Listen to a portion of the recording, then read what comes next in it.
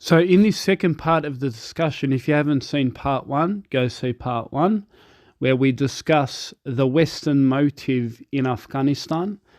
And so in this second part of the discussion, we're going to be talking about the more intricate details, going into more details about the accusations made against the Islamic government of Afghanistan. As you know, the Islamophobes, the Westerners, the secularists, the liberals, even the progressive Muslims are really licking their wounds at this point. They're whining, crying, with all their emotional tears over what's happening in Afghanistan. Oh, look at these people, these poor Afghanis, they're trying to board the American airlines to get back to America, to move to America, to be saved. They want our savior and we can't really do much about it. And, please, they're saying, God, help these, help these poor people trying to be rescued. America is the savior. Liberalism is the savior. Democracy is the savior. And make no mistakes, folks. When they talk about democracy for Afghanistan, some people think, and even the progressive Muslims think, democracy means where the people get to elect their own leaders, and, we're going to have free education for all. Education's going to be implemented. Basic human rights are going to be given. Democracy means that, people can have a fair go, without being discriminated against and so forth. But we know that that's not the democracy, really, that the West want to infiltrate into Afghanistan. Democracy is much more, and they don't want to use that term. That term is secular liberalism. They hardly use it. They rather use the term democracy. Okay? But we know that when they say democracy for Afghanistan, it means more than simply democracy. It means the complete package of atheism, the complete package of liberalism, of secularism, meaning that if you are an LGBTI, then you should be freely allowed to be part of the LGBTI and freely allowed to promote it in Afghanistan. You can come on the media, you can parade in the street and promote your sexuality and so forth. This is what it means, really. This is what it means. It also means to dress provocatively as much as you want. Don't obey the culture of the land. If you want to dress up like a stripper, go out into the street, that's fine. It's about liberalism, it's about secularism.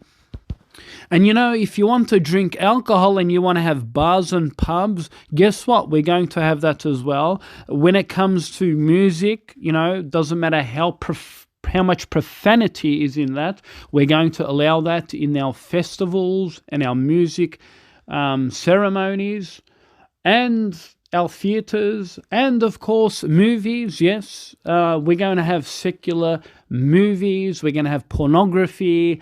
All sorts of, the whole package. That's what it means to be secular, democratic, and liberal. And so let's not be naive now. These modernist Muslims saying, we want our country to be democratic. We want it to, have our rights. No, that's not what the West wants for you. The West wants all of the evils that they have. They want to slowly implement that into you, just like it happened in Turkey with Mustafa Kemal Atatürk. When they destroyed the Khilafah, they implemented French law into the constitution. And so if you go to Turkey now, you'll have alcohol sold in the streets, you have nightclubs, you have naked beaches, you have, sodomites, for the last how many years have been parading their street LGBT.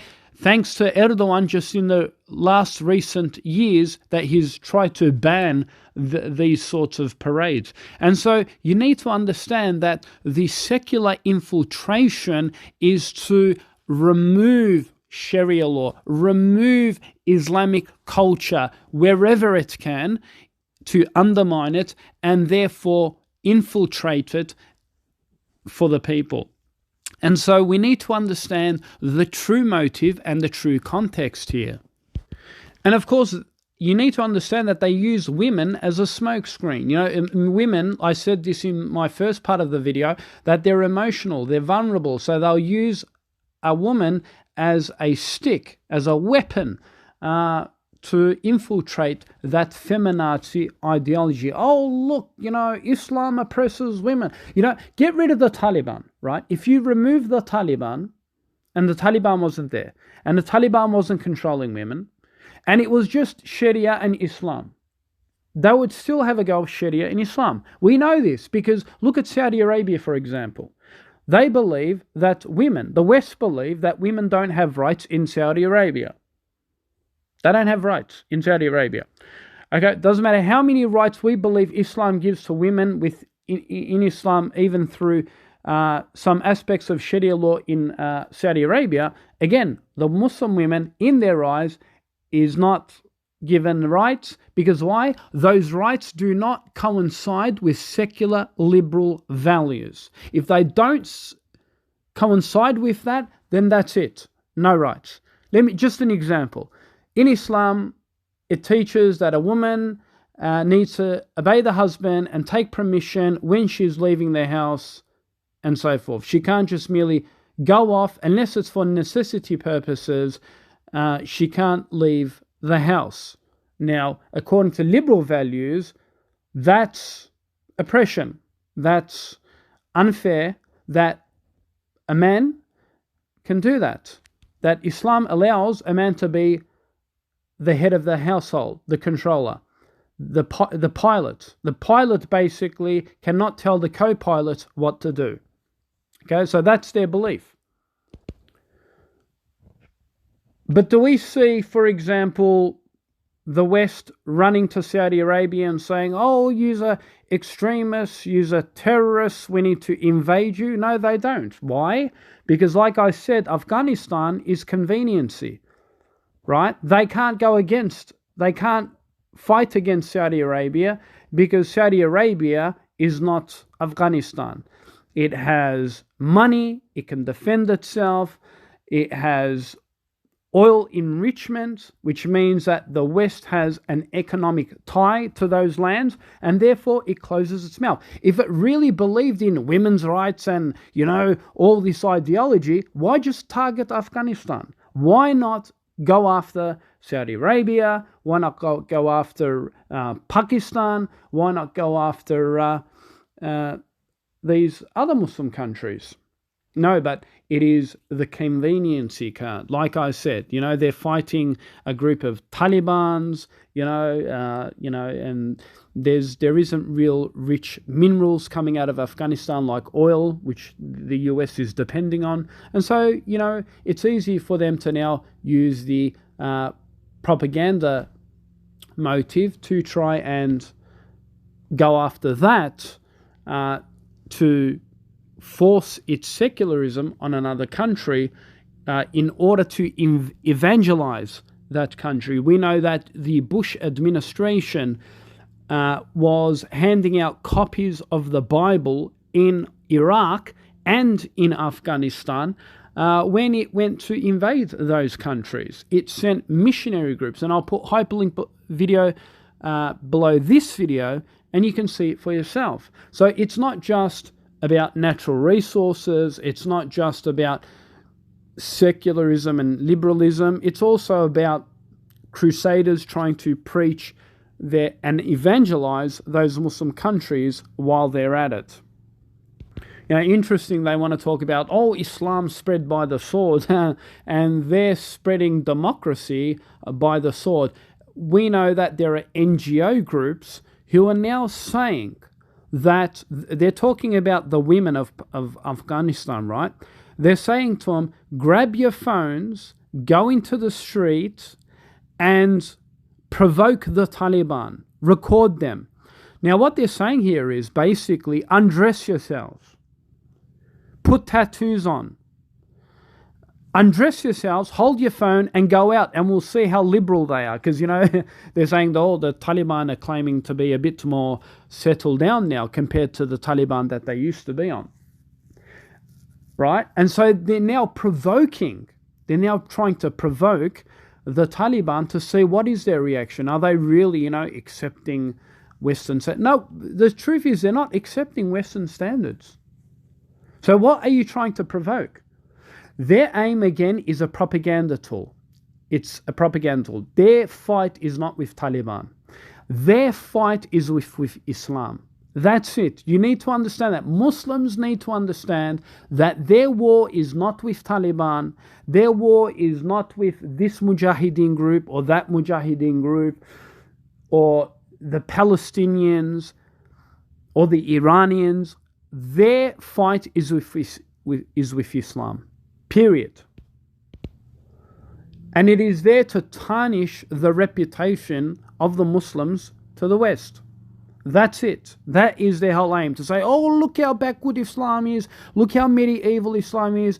Islam can't integrate. Islam can't modernize. We don't want your modernization. Are you understanding this? Maybe if you're a Muslim modernist or a progressive, but we conservative Muslims do not accept your fahisha. We don't accept your evil deeds. We will never compromise on our din to accept your way of life. And you don't with us. You don't compromise as well. Where is the last time you allowed Sharia constitution within secular liberalism parliamentary? You don't. It's not there. There isn't a single Sharia candidate that says, we're going to run for office, we're going to try and change this country into a Sharia country. Yes, you may have some Sharia courts in the UK, but that is to serve the Muslims. Due to marriage and divorce, they have civil courts, little small aspects of it. But that's nothing about, taking over and implementing Sharia. Now, even if they did want to take over, you would never allow such an organization to run office in your parliamentary. Never would that ever happen. Imagine I said to a group of brothers, hey brothers, you know what? Let's dress up in beards, thobes, in Sharia, and all these clothing. And then we started going onto the street and provoking the West and saying, you know what? You need to accept us. You got to prove that you're secular and you're liberal, and you need to accept our Sharia. You need to accept polygamy laws. You need to accept, the law of flogging adulteresses and so forth. And we started provoking. I'm pretty sure you'll be provoked.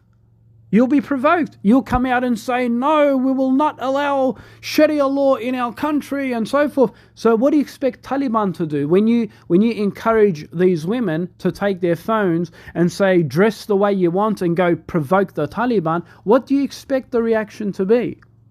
What do you expect the reaction to be? Why are you forcing feminazi Westernism on a Muslim country? If the Muslims did that, you would say Sharia is trying to influence and infiltrate and change your way of life. So again, I ask, why the inconsistency? Why the hypocrisy? Now, let's go to the other point, which is propaganda. So their next method, they're licking their wounds now. They've spent billions of dollars trying to change Afghanistan. Millions and millions and millions. It's gone to trillions, right? Trillions of dollars. 4 presidents changed, trillions of dollars, 20 years, spending 20 years in Afghanistan, only to replace the Taliban with the Taliban. Okay? So you got to understand how Allah subhanahu wa ta'ala says in the Quran that the unbelievers, the disbelievers plan, but we too plan. And we are the best of planners. So these guys have been trying to change Afghanistan. And of course, let's be frank, they can't be there forever. It's costing them millions of dollars. They can't be there forever, right? And so Allah just waited. Allah waited them out, said, just be patient. Be patient. They haven't done anything.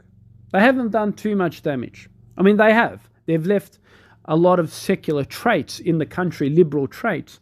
And that's why some of the Afghanis are rebelling and saying, oh, we're going to run to America. We're going to run to America. Right? So they've done a bit of damage, right? But frankly, let's be honest, that the ones that really do want to go are the secular liberalists, the non-bearded, mostly, right? And here's another point in contention. They want to show these videos to say, oh, look, they're leaving. They're leaving, oh, look. But let's be frank. Let's be honest with ourselves. Are they leaving because they're all afraid of the Taliban?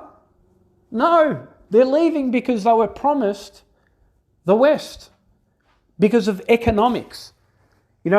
America has been bombing that country for so many years that there isn't stability left. Right? I think only 20% of the population is literate. 20 or 30%. And now they're trying to take whatever's left out of that country. What do you expect to happen? What do you expect to happen to that country? Right? And so the reason why they're actually trying to leave is not only, okay, yeah, fair enough, there are those who are saying they're scared of the Taliban, but a lot of them want to leave because they want to start a new life, not because they love the West or the West shows them that secularism or liberalism is better. It is because you've bombarded that country, destroyed that country, and the Americans have promised them safe haven in the West. And it's an economic chance for them to grow their families again. The families that you destroyed. Right? But of course, the West only focuses on that in the media. If you look in the media, they're only focusing on that. That, oh, look, they're all running, they're all leaving. But they don't show across the border in Pakistan where there are Muslims who are now returning back to Afghanistan. And that's why we say don't just watch one aspect of the media, watch all aspects. You can see on Al Jazeera, I think on BT, you can see Afghanis actually returning from Pakistan back to Afghanistan. But again, that's not being promoted in the media. Why is that? Why aren't they showing that in Western media? Because again, the propaganda. It's about alienating the Muslims, and that way they can, the alienating the Muslims in Afghanistan and alienating their system to say, oh, look, they're running away from the system, when they should also be showing, if they were fair in their political analysis, that they should be showing also Muslims returning back to Afghanistan, which again they're not showing that, which again shows the double standards and the hypocrisy in their rhetoric. And so, due to their desperate attempts, because it's failed, it's come to a real failure for them. So now they'll use propaganda material. So they'll write articles online published by Varashirani, obviously a Hindu. And we know that the Hindus are extremely, especially the pro-nationalist ones, who are pretty anti-Islamic. So they'll make lies and now articles in response to say, look, this is what Sharia means, and, you shouldn't accept Sharia law, and, rights are taken away from people and women in general, and we need to have a just cause, a fight against, the Taliban. We need a fight against Islamism in Afghanistan. And is it new? Is it new? All right, today it's going to be Afghanistan. Before it was Iraq, it's Afghanistan. Even before that, it was Turkey. You want to look at Libya, you want to look at Somalia, you want to look at most of the Muslim countries, Yemen.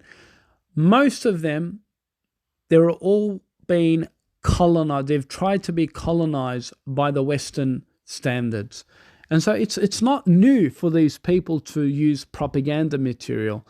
And so I'm actually glad that the West is showing its true face, its true values of hypocrisy. When Muslims, they'll point fingers at Muslims saying, you want to come here trying to change our laws. You're trying to, Islamize our country. You shouldn't be doing this. And if you want to practice your religion, and if you want to, implement your Sharia, and if you want to believe in your Sharia, then you should go to a country that accepts your values and your beliefs. But then they don't allow those beliefs in those Muslim countries. They want to come to those Muslim countries to bomb them back to the Stone Age. And so those countries then need to accept their way of life, the Western standards, that the West needs to come there, liberate them, give them their democracy, their secularism, their LGBTIQ, everything that happens. So again, it's incredible. It's so incredible how hypocritical this is. And those progressive Muslims, if the West says, but you know what, the Afghani people want it, well, if the Afghani people want it, why don't you tell the Afghani people, you know what, no problem, you want our secular democracy, you want our liberalism, then come to us.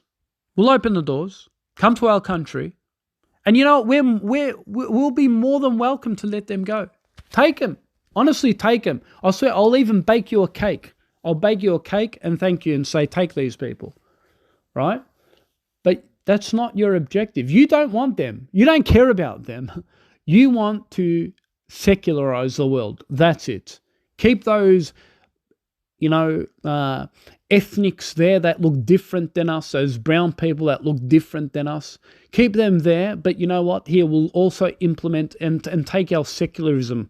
Here, we'll put that onto you as well, right? And that's their way of trying to keep the ethnic separate from them and at the same time evangelize them with their secular liberalism. By the way, and we know what the West does to shut down criticism, right? They would say, Mustafa, you must be a terrorist sympathizer. You're supporting Taliban. Do you know that Taliban is followed by Osama bin Laden, and he did September 11, and the Taliban are a terrorist organization, and blah, blah, blah, blah. And guys, I'll make no mistake here. I don't support any groups. I don't support ISIS. In fact, I got death threats from ISIS for speaking against ISIS because they had extreme beliefs that I disagreed with, right? So I had death threats for calling ISIS out. Okay, so I'm not here supporting Taliban and this group or Jabhat al-Nusra or whatever, okay? I'm here supporting the Afghani people to be ruled by Islamic law, right? And we know that the Taliban who have come now, that we don't know how much they've progressed from what they used to believe in. And we believe that there were certain little elements that they had some extreme values on. We don't deny that. And in every group, you have certain extreme mentality. But when we look at the Taliban now in Afghanistan, there isn't something that I could point to and say I disagree with. They have said that they believe in women's education. So again, how can I disagree with them if they're implementing women's education? But if Taliban are coming out and saying, we believe in suicide bombings, and, we believe that you can go into a marketplace and blow yourself up, killing men, women, and children, then of course we're against that sort of terrorism. I don't care who you are, we're against that sort of terrorism. My objective is I want to see the Afghani people be ruled by an Islamic law. If it's not Islamic, then there is no middle ground. There is no moderate Islam there. You're not going to give them moderate Islam. It's either two. It's either Islamic Sharia. We don't know exactly how that's been interpreted according to the new Islamic government in Afghanistan. We don't know. But what we do know is it is better than secular law, secular, liberal, democratic law. So, there's a good saying. I remember when Hillary was running for office and Donald Trump was there. They were both running in the elections. And it was interesting because we asked, how many people would say, Westerners generally would say, you'd say to them, well, why are you picking Donald Trump? Hillary is better. And they would, and you'd point out things, a lot of flaws in Donald Trump. You'd say, oh, look, Donald Trump, he's said this about women, he's done this, and he's said this racism, and he's an Islamophobe, and he's a racist, and he's done this, and he's done that. And people said, oh, well, Hillary has done this, and Hillary has done that. So we have got no option but to choose between the two evils, right? The lesser of the two evils. They have no choice but to choose less of the two evils. So for them, the lesser of the two evils was Donald Trump. So let's apply that same criteria here. We have secular liberalism that the government was running upon, the democratic government of Afghanistan was running upon, or you have the Taliban. Now, if you're a conservative Muslim, you would pick anything that holds more towards Sharia law. Right? Now, even if those people believe in extremist values, which I don't believe in, right? For example, if they believed in killing innocent people in marketplaces, yes, I can disagree with that. But what I can agree on is the mainstream Sharia law that they believe in. So I'd rather have them there than secular liberalism that believes in sodomites, that believes in LGBT, that believes in feminazism, that believes in pornography and drugs to society and all that garbage, right? They believe in all that. So I would rather hold on to that. And this is what the Muslims need to understand. You need to pick, even if you don't like the Taliban, even if you don't like their ideology and some of their mentality, then in Islam, we believe you pick the better of the two evils. So what are you going to say? You're going to say, oh, I'm not going to pick Sharia law because, some of their interpretations are a bit unacceptable. But you know what? I'd rather support secular liberalism, and I'd rather let that run the people and that govern the people. Are you now going to say that, are you? Because if you are, then you're totally on the side of Satan. You're totally on the side of Iblis.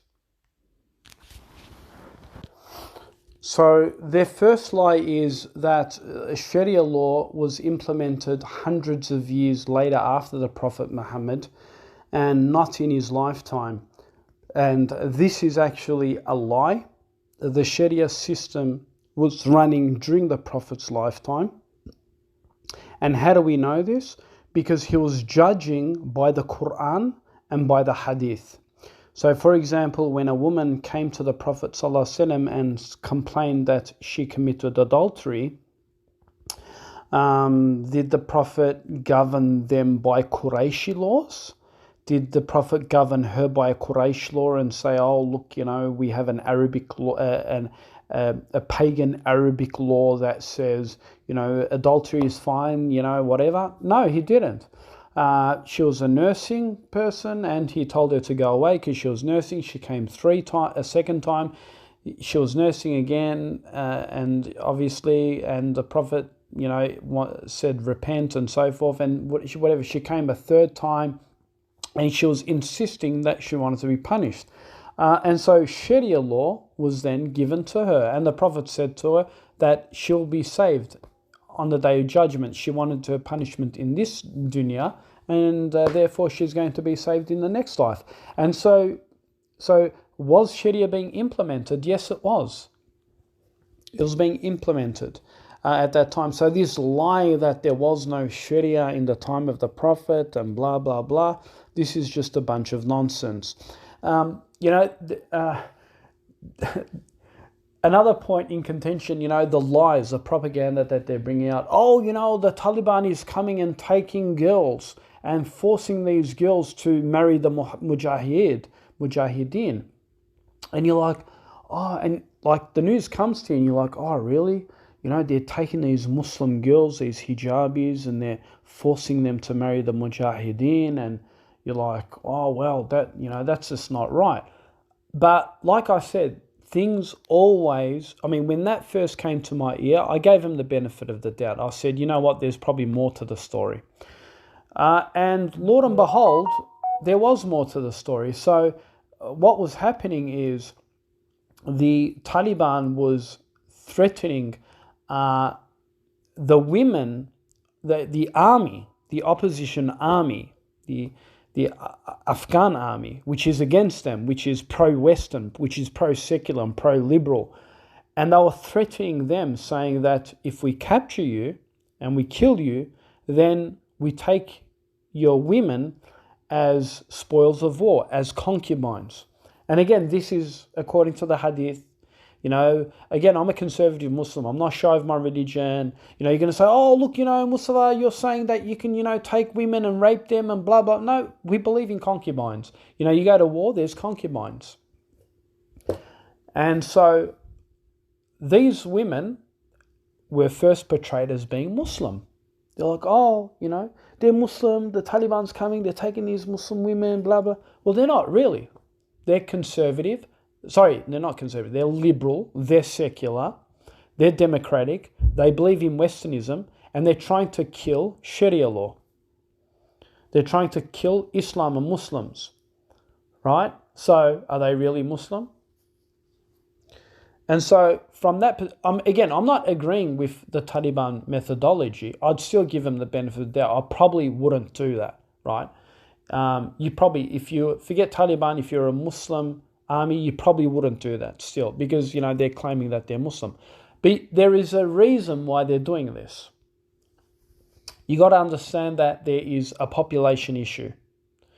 When there is a population issue, there is a population issue. We know that many armies in the past, many empires in the past, when they would capture the enemy, they take the women. And, of course, that's how the armies actually grew. That's how the armies actually prospered.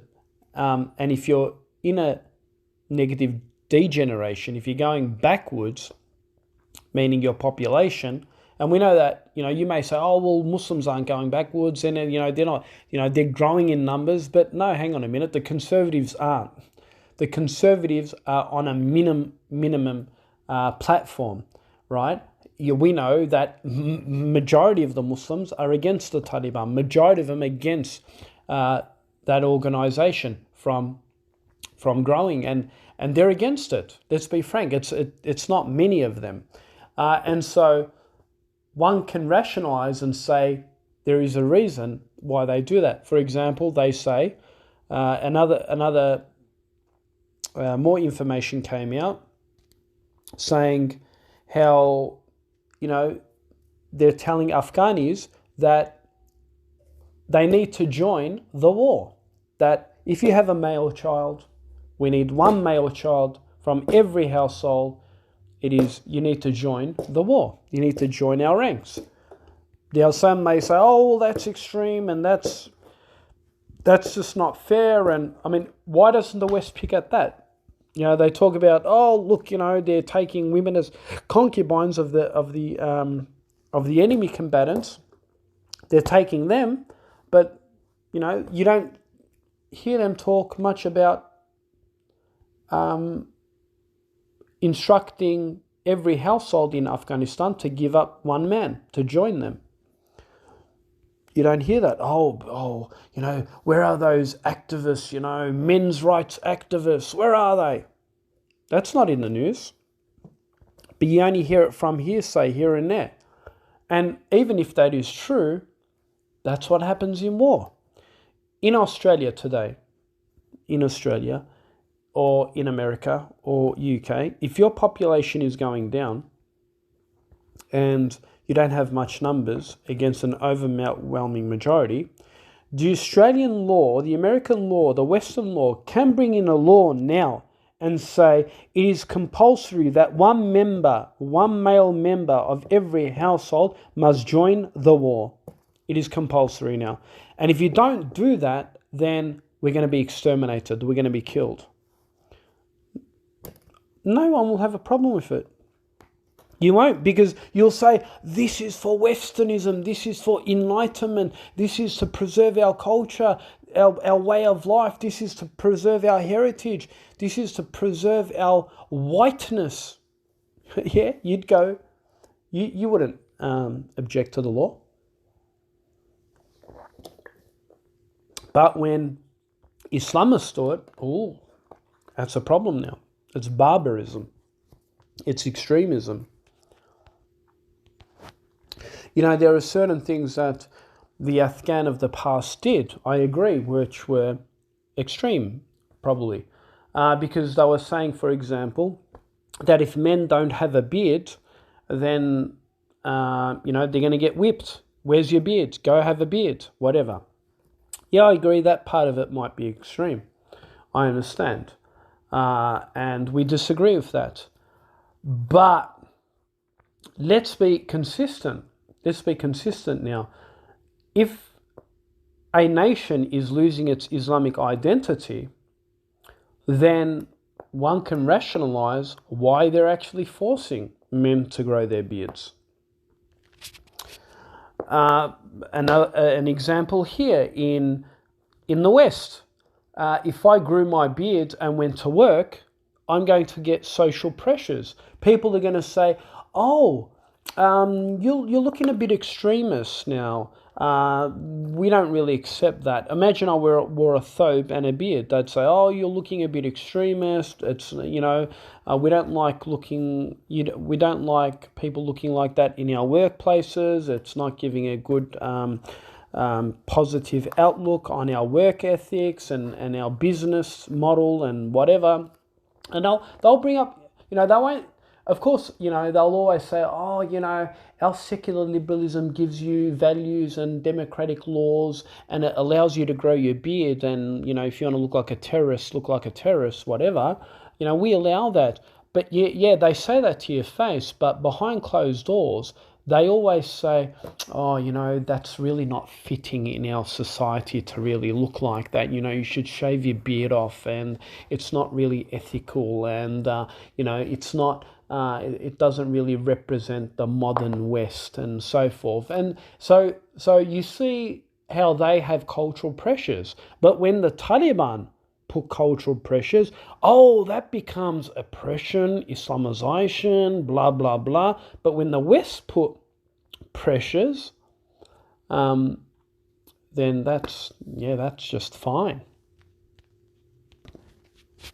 There are other claims such as, the Taliban didn't allow women to have education and so forth. Yeah, there was extreme methods of them having education, stopping education. But you need to understand the context of that is that the education and the curriculum that was given to these women were Western education, and in that education and in that curriculum, they were preaching feminism, they were preaching Darwinian evolution and all that sort of nonsense, right? And so you can understand why they were against this. And not only that, they also had intermingling between the sexes in the same classroom, which is against Islam. And the new Taliban that has arrived have said, look, we agree with education, we want our population to be educated, and we want women to be educated. We just want the sexes to be separate. You know, no same sex in the same classroom, basically. And the irony here is the West believe in that too. You go to the West, you have same-sex schools, and you have schools that are based on gender. You have male schools, you have all-girls schools. You have all-girls gyms, you know, if you want to have fitness, aerobics gyms. You have female-only gyms. And so, again, does anyone turn around and say, oh, look, you know, they're being discriminatory, you know, they're not treating men and women equals and blah, blah, blah. No, you accept that. You say, oh, women feel more comfortable among women. So we have schools that are for women only and gyms that are only for women. No one complains there. But if the Taliban do it, oh, Islamization, oh, oppression towards women and blah, blah, blah. And by the way, you're probably wondering why I've got this page open. I'm actually responding to this article that was written, and it's bringing up these points, saying, oh, look at, you know, Afghanis and Islamization, what it means for women, that if they're being ruled by the Taliban in Afghanistan, and they bring up all these nonsense claims. And here's another one. Girls were not allowed to go to school. They were not allowed to get to medical services provided by men. They were not allowed to get medical services provided by men. And if women had to step out, she had to be escorted by male relatives. Okay, so they're talking about male guardianship, right? That, oh, you know, if the Taliban rule, then, you know, there needs to be male guardianship. Male guardianship rules are now existing in the West. And I'll put a hyperlink below this here, and you can see it for yourself, that women are feeling unsafe traveling on passenger trains or schools. And now we have PSOs working on trains, trying to surveillance the trains. You know, we have guardianships here, right? A woman was raped. She caught a train. She did her university schooling that day, and she caught a train home, and she got raped in a park. And basically the university is now introducing guardianship rules, meaning that you can get escorted by a guardian, a security guard. And again, Islam believes in that. Islam believes in guardianship rules for women, that if she wants to travel, she travels with a mahram, unless it's for necessity purposes, and she can travel by herself, and if it's for necessity. Of course, Islam believes in this because, you know, if you look at the West, you have rape statistics going through the roof. The top 10 countries, so the top 10 countries are non-Muslim. You go look at the rape, the highest rape, and I'll put a hyperlink below this video, and you can see for yourself. I think Norway or Sweden, I can't remember, they're in the top 10 of the most rapes that are taking place. And so, you know, if Muslims are about, sexualizing women and, you know, Houris, 72 virgins, they're always singing about sex and women, why aren't they the most productive in rape statistics? They're not. The top 10 countries now are non-Muslim. And so that begs the question, what is happening to society in the West? What is going wrong? And so you need to understand that Islam puts measures to protect the women folk. You know, in the West, you don't have protection. You've taken away people's gun laws. Women can't even carry capsicum spray. For example, in Australia, they can't carry batons or weapons. They can't carry a knife. They can't carry a stun gun. They can't carry stun guns. They can't carry any personal weapons. All they have in their phone is a 3330 number that they call the police. And God knows it takes minimum 10 to 15 minutes for the police to come, and anything can happen in that time. It only takes a minute or two to rape someone, to sexually abuse someone, obviously. He slams her on the ground and he puts a knife to her throat, whatever, and he goes on with his business. And so that's a short period of time to be attacked, and a damaging effect to leave on someone for the rest of their life, where he probably gets a slap on the wrist, goes into prison for maybe 5 years, out on parole or whatever within 3 years, and a woman has to live with the nightmares for the rest of her life. So you take away all of those measures where she can protect herself. You take all that away from her. And then you complain about Shariah and guardian rules? You complain there? You say, oh, this is abusive, this is oppression towards women? How dare you? How dare you? You know what? You are the one that is responsible for all of this rape. You take away all her weapons, you take all that away from her, and then you complain why Islam puts a guardianship over her. How dare you? You have got blood on your hands. You are the cause to most of these rapes because you have taken the power of women away from them. The power of women isn't oppression. To give her a gun isn't oppression. To give her a knife isn't oppression. To give her a stun gun or a capsicum spray isn't oppression. Giving her a male bodyguard isn't oppression. What is oppression is when you take all that away from her and you tell her that she's free to walk in the street at night and no one should attack her. Where do you think you live? In a utopia? Where do you think you live? On planet Mars, where crime does not exist, that sexual predators don't exist? How dare you put women in such vulnerability? How dare you do that? Would you take your son and say, here you go, walk in the safari African jungle, and your son says, well, give me a gun, and you say to your son, no, you can't have a gun, you just got to walk on your line. If a lion comes, you got to defend yourself. Wouldn't that be irresponsible parenting? How dare you? And this is the feminazi approach, like, oh, men and women have to be equal. So, they live in this utopia as if they don't believe that women are more vulnerable biologically, or biology doesn't lie. You can turn around and, turn women into Ronda Rousey, but your average woman is not Ronda Rousey. Your average woman is, petite, very feminine, and she stands no chance against a man that probably will always weigh 20 or 30 kilos heavier than her with muscle.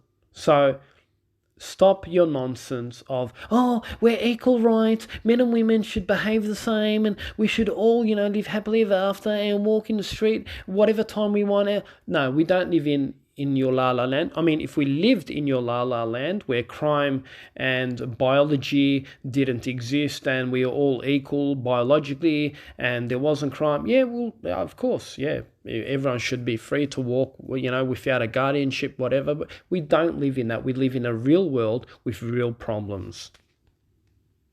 And Sharia law came to fix it and minimize that sort of harm. But how dare you? How dare you lift your finger up and talk and point finger at Sharia law while your women are suffering from rape attacks? 1 in 6 cases, I think, in America. 1 in 6 women in America have had some sort of sexual abuse.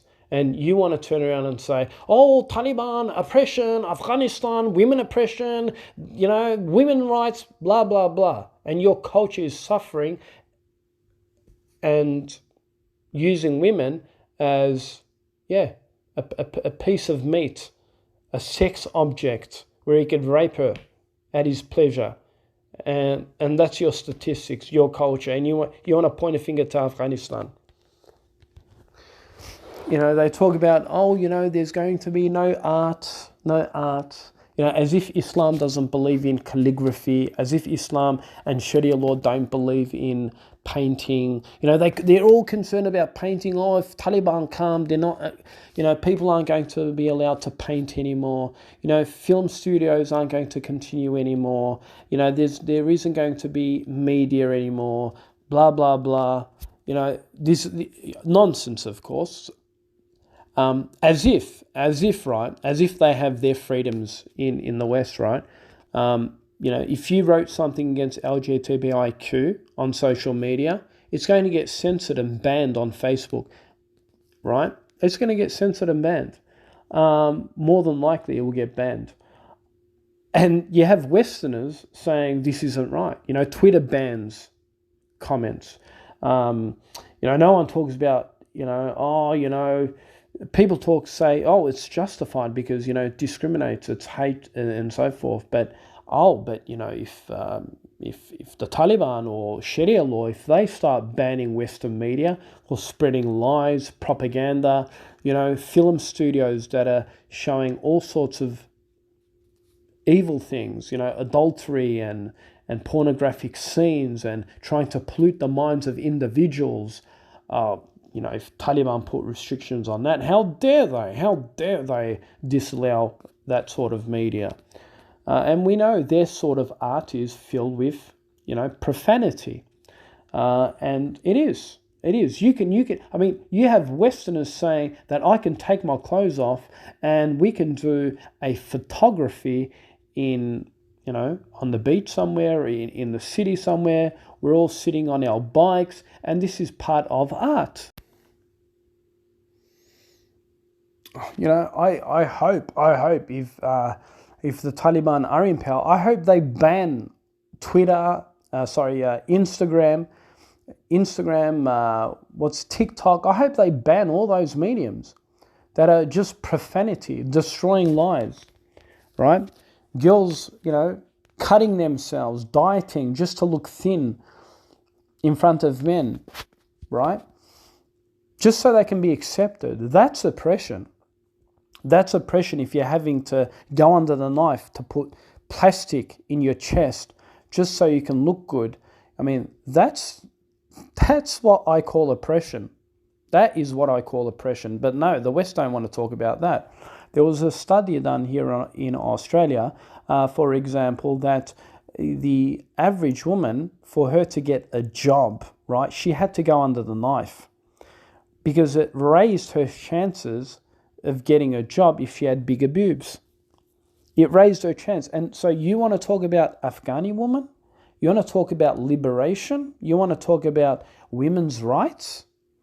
And so women here in the West are cutting themselves apart just so they can get accepted in that job. This is what is called oppression, sexually exploiting women. But you want to talk about women's rights. You want to talk about Afghani women's rights in Afghanistan.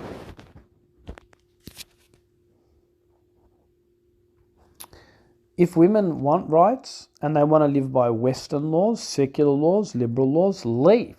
Go. Honestly, go to America. Go to France. You want to go eat pork there? Go. You want to go drink alcohol? Go. Goodbye. But don't pollute the Muslims. Don't try and change them. You wouldn't like it if the Muslims came to change you. You wouldn't like it. So don't change their culture. I apologize for the advertisement coming up on this link. I don't have control over it, as you can see. And it shows some profanity on this website. So what else did they say? Oh, music. Oh, if the Taliban come in, they'll have music. Music is sex, drugs, and rock and roll. That's what it is. Profanity. Islam still allows nasheed. So this article called the Quint says, if the Taliban come in, they're going to ban music. Well, ban music. They're going to censor music. Well, you have Facebook censoring comments. You don't have a problem with that. You still accept secularism and democracy as your rule of law, and that bans the woman's niqab in France. You don't have a problem with that, but you have a problem with Taliban banning music. Oh, profanity music. Western music. Profanity. This article, lying Quint article, says, oh, Taliban doesn't allow women to go to school there, and they're lying because their spokesperson said he's going to allow women to go to school there. What else did they say? They say Sharia law includes such public executions. Public executions. Right? Can I ask you a question? When has the West been against public executions? When? All you need to do is say, okay, so when Saddam Hussein got hanged, when you hanged Saddam Hussein, and you gave him over so he can be hanged in a public execution, we all saw it on video, it was all displayed to the rest of the world. Did the Westerners complain about public executions there? Did they say, oh, Islam, Stone Age, barbaric, it belongs in the, Middle Ages, in the 7th century, blah, blah, blah. Yeah, did they say that? They accepted it. They accept an execution in the modern world. They accepted Saddam Hussein being hanged. Now, you may say, oh, but, Saddam Hussein was a tyrant. How can you compare that to, someone who commits adultery or murder or someone that, whatever. And you're like, really? Really? Really? It's still execution. Your belief is that the form of execution is barbaric, right? You believe that that's barbaric. So it doesn't matter if he's killed 100 people, 1,000 people, doesn't matter if he's killed 2 people, you're still going to say it's barbaric, right? You do. But for some reason, you've kept your mouth shut on Saddam Hussein. For some reason, you've kept your mouth shut on him, which shows that in your core belief, you actually don't have a problem with execution. You actually don't. But of course, if Islam does it, if Muslims do it, according to Sharia law, oh, that's now really, really barbaric. That's just, out of this world. There's also a claim that women are being beaten who don't pray 5 times a day. This is most likely a lie. I don't think there's any evidence that women were actually beaten because they don't pray 5 times a day. One other explanation could be that there are certain business, like in Saudi Arabia, for example, when the time of prayer comes, shops generally close and people need to go and pray. They basically close the shops. If he owns a clothing store, he closes it. If he owns a hardware store, he'll close it, and he'll go and pray. During business hours, and so possibly in Afghanistan, maybe when the first Taliban were there were businesses being operated during prayer time.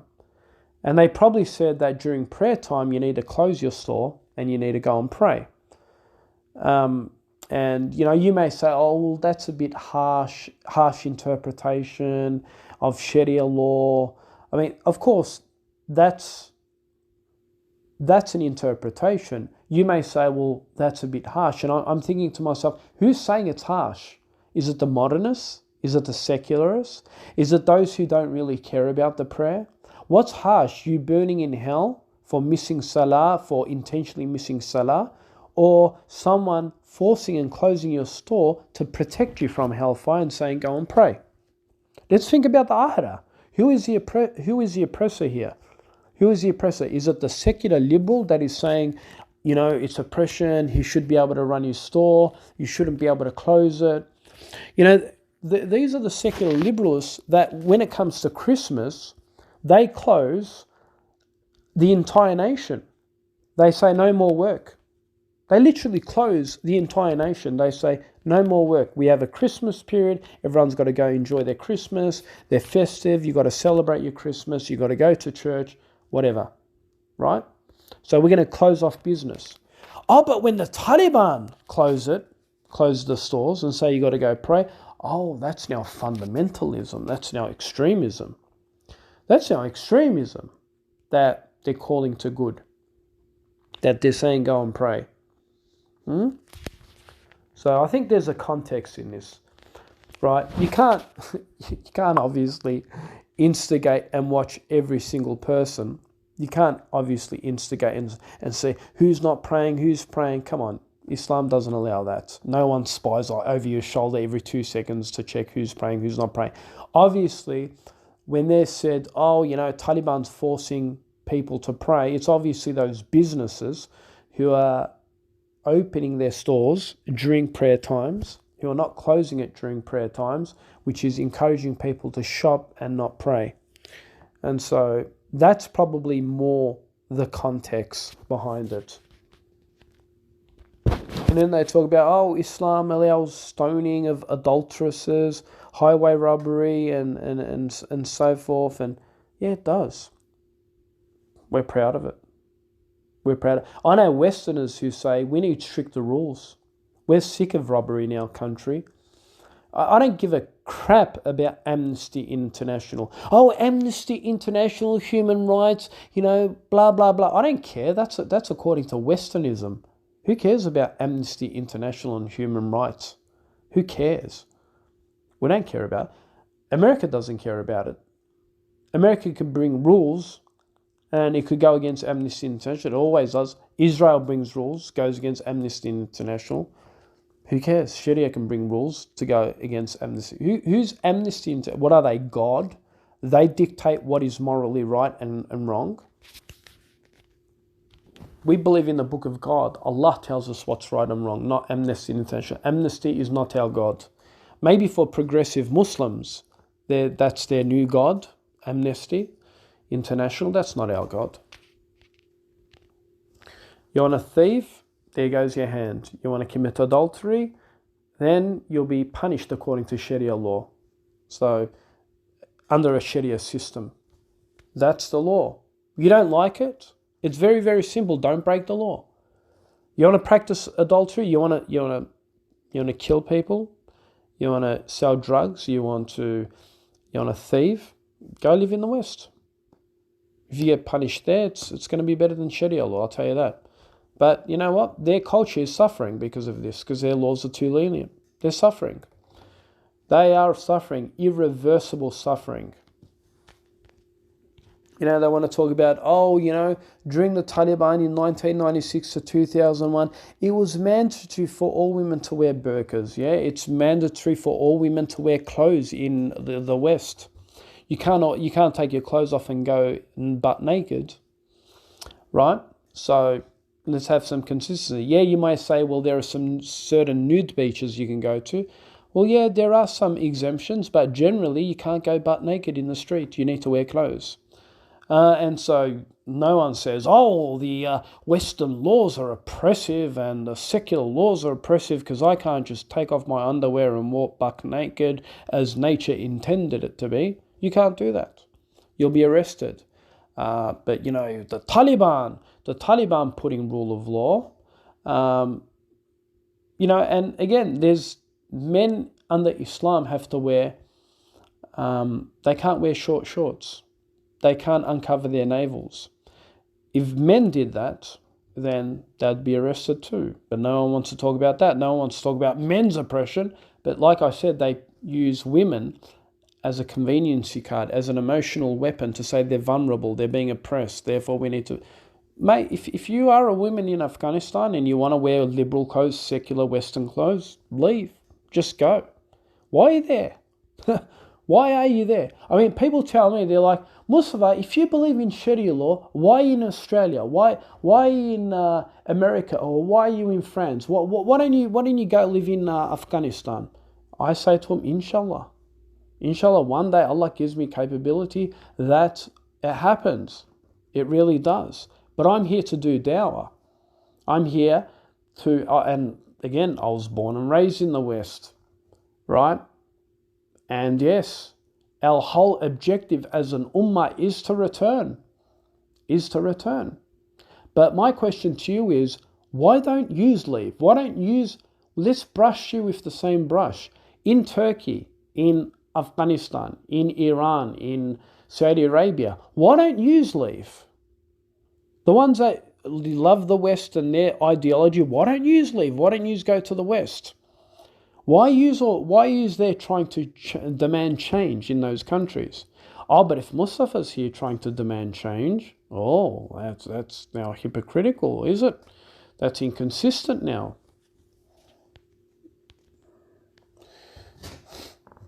And you know what? Again, I'm not really blaming the West for spreading their ideology. You can spread your ideology if you want. I mean, I could spread my beliefs if I want. And I want the West to accept my beliefs. I want them to convert to Islam. Of course I do. And you share the same beliefs. You want to convert the Muslims as well. But let's be open and frank about it. Let's be honest on your intentions. Don't say, oh, you want to bring democracy, to Afghanistan. Tell them you want to get rid of Islam. Be open and frank. Say you want Islam gone. Say you want them to turn to LGBTIQ. Tell them that you want them to turn to all these profanities. Be open. Don't lie.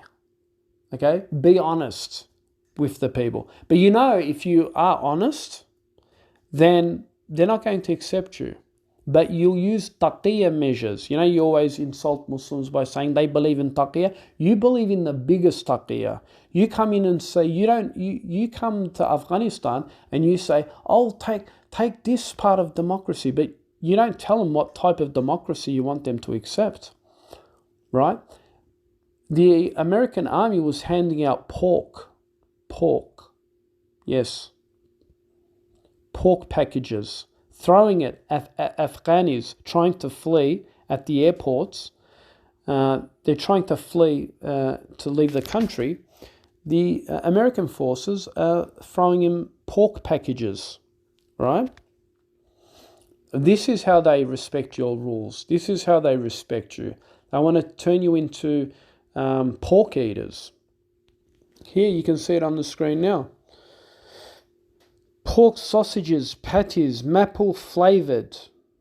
This is what's been handed out to the Afghans in Kabul trying to flee. When you see them at the airports, this is what they're giving the Afghanis. Here, eat this. Here you go. We'll give you this. This is how much they respect your religion. And good, you deserve it. That's what you deserve. For running after the West, that's exactly what you deserve.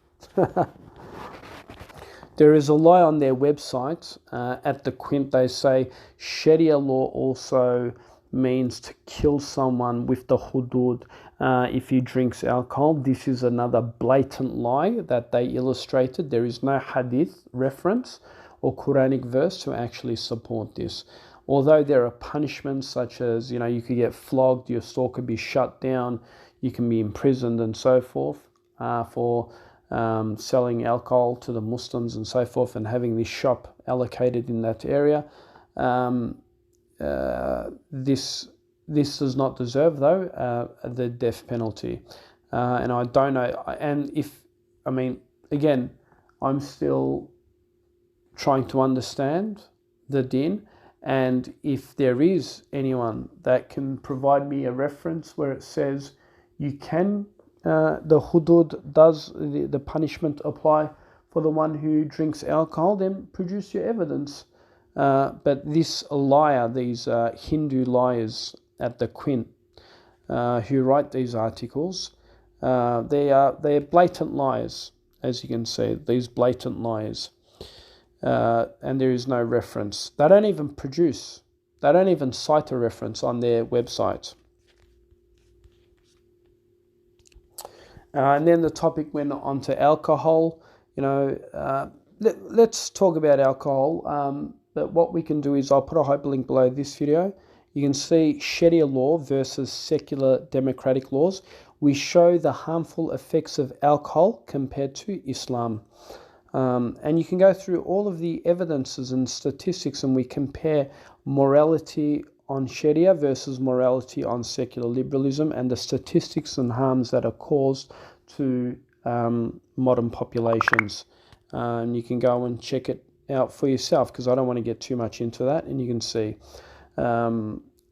So yes, and then they bring up another point under the old Taliban, how women wearing high heels weren't allowed to make, hang on a sec, we're not allowed to wear high heels, only because they, oh, sorry about that, I got a phone call, and I can't pause it. So anyway, just disregard it. So they're talking about, women in photography, women in films, women in newspapers. They don't allow this sort of stuff. And we know that what they want to allow nakedness in those movies. They want women to undress themselves in those movies. They want women to display themselves in those newspapers. And we know that this is, even in movie making and film making, they want to turn it into Bollywood and Hollywood. And men and women in general, we as conservative Muslims believe that, it is not the place to have this sort of stage for both men and women. When it comes to photography and pictures, books and newspapers, displaying their pictures.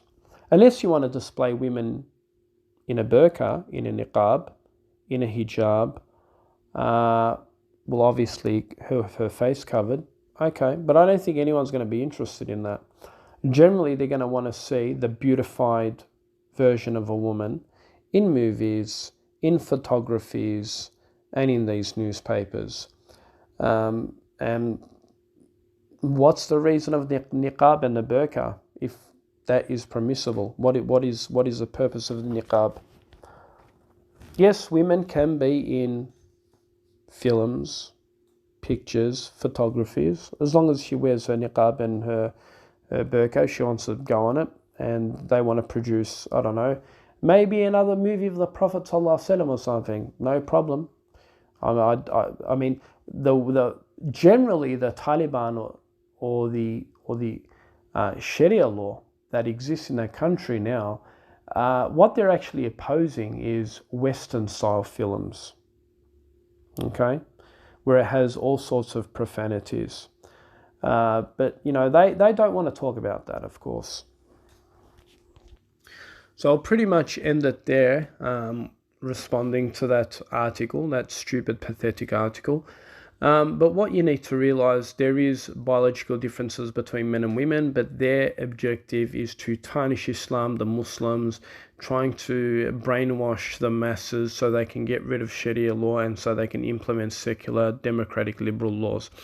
And what we say is that, alhamdulillah, our civilization is flourishing.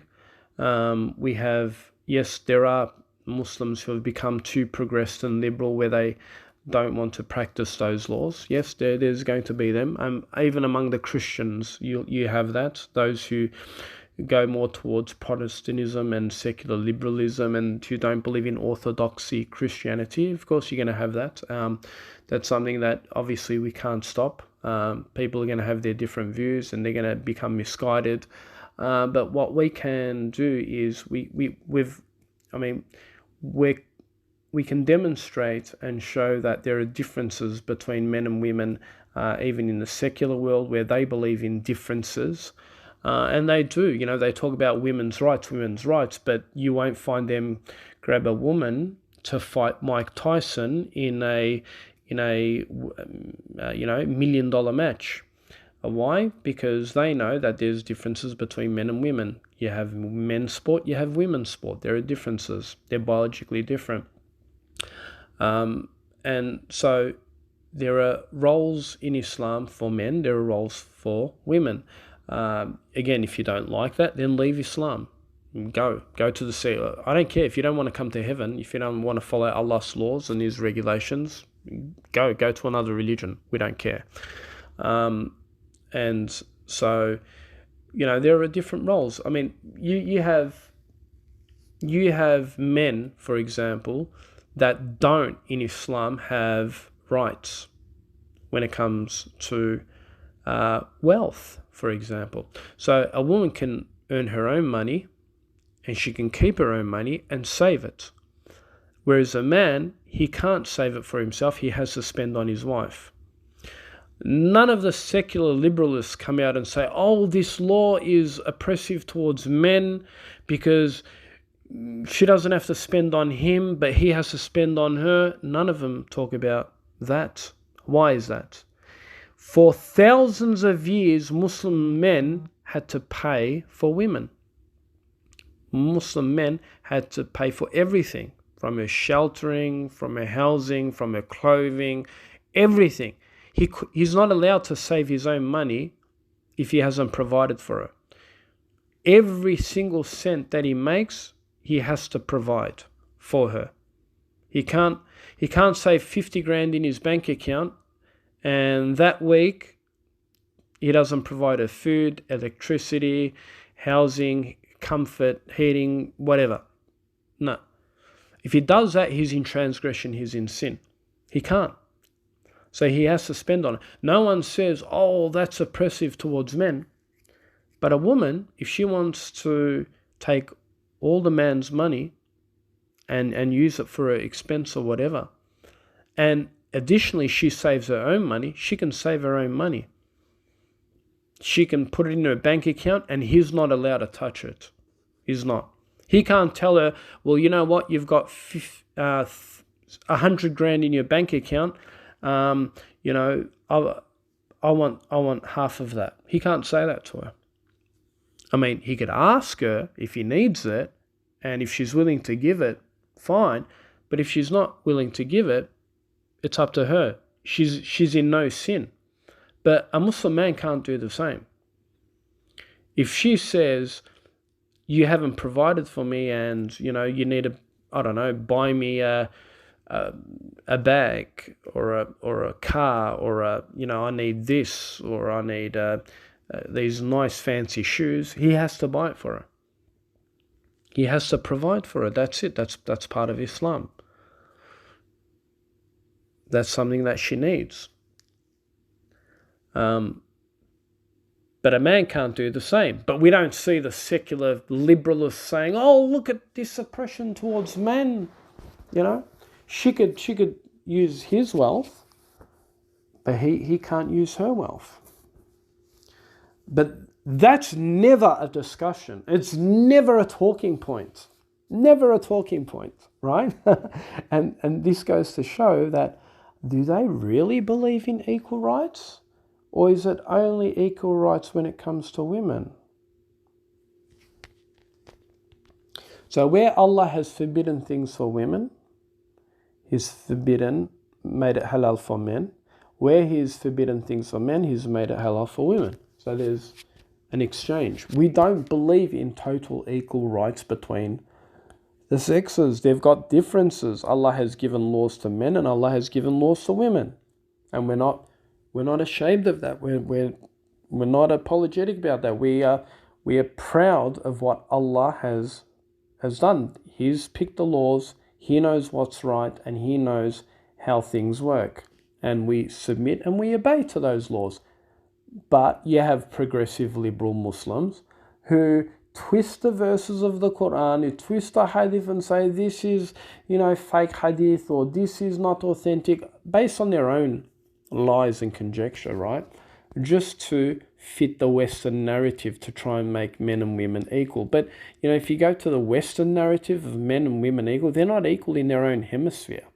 There are feminists today are still at war with Western philosophy and ideology and theories, trying to live up to equal rights. But they never get their equal rights there. They're always complaining every day. They're parading about equal rights, even in those countries. They have the pay gap. They have discrimination even in their workforces, where there are more men in higher position than women based on, their own sex. There are many gaps. You have men dominating all fields, and women don't. And so the feminist groups are really coming out strongly to oppose them. So it's not something just about them going after Islam. They have their own problems in their own Western Hemisphere, including domestic abuse. Domestic abuse is one of the main factors and problems over there. Women are being treated as second class, and they get beaten up for not listening to their husbands. And domestic abuse. It's part of Western culture. They have White Ribbon Day or something, they call it. In Australia, they parade because over 2,000 to 3,000 women die each year based on domestic abuse. So, it's not a Islamist thing, it's not a Taliban or an Afghani thing.